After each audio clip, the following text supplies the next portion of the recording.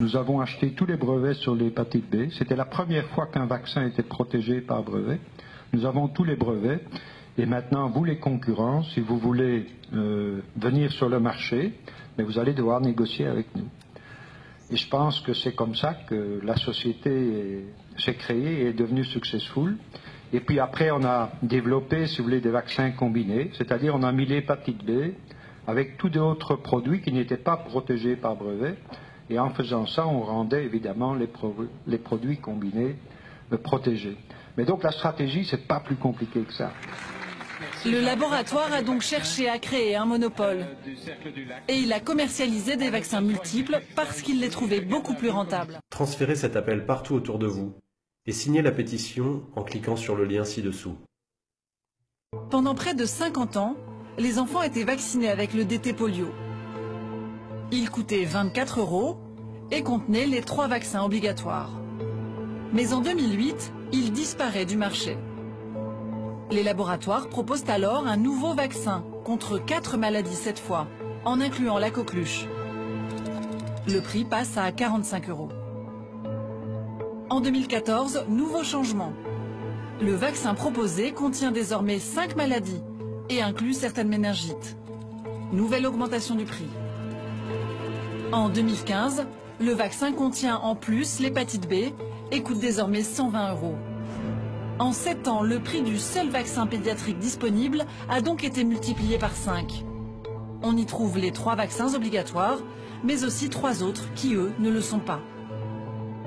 C'est un peu comme si dans nos supermarchés, nous n'avions pas le choix d'acheter nos produits à l'unité et que nous devions forcément les acheter par pack de 6. Transférez cet appel partout autour de vous et signez la pétition en cliquant sur le lien ci-dessous. Depuis 2008, le vaccin DTP, diphtérie, tétanos, poliomyélite, n'est plus disponible dans les pharmacies en France. Ce vaccin était le seul obligatoire. Il était important. Il avait été utilisé depuis des décennies avec succès. Ces maladies avaient été pratiquement éradiquées. Il s'agissait d'un vaccin sûr. Il ne contenait pas d'aluminium. Qui plus est, c'était un vaccin bon marché, 6,54 €.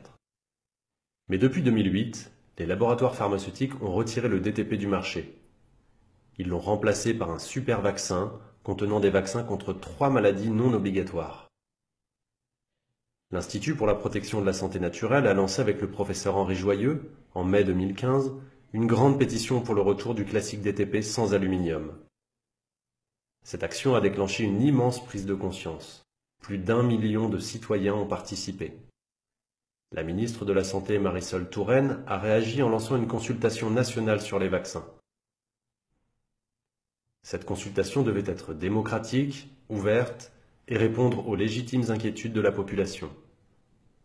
Elle devait tenir compte de l'intérêt et de la santé des enfants, des risques associés au vaccin et des accidents, parfois graves, qui ont eu lieu avec la vaccination. Le Comité pour la vaccination a rendu son rapport public le 30 novembre 2016.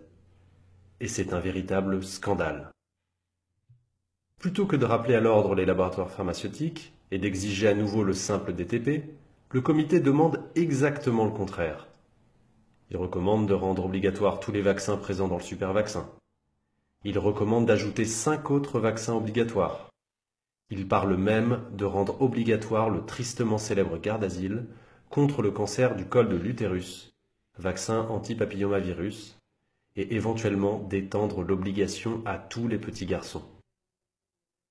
Jamais une offensive aussi directe n'avait été menée dans la santé. Ne nous laissons pas faire. Mobilisons tout notre entourage. C'est notre dernière chance. Un grand merci. Transférez cet appel partout autour de vous et signez la pétition en cliquant sur le lien ci-dessous.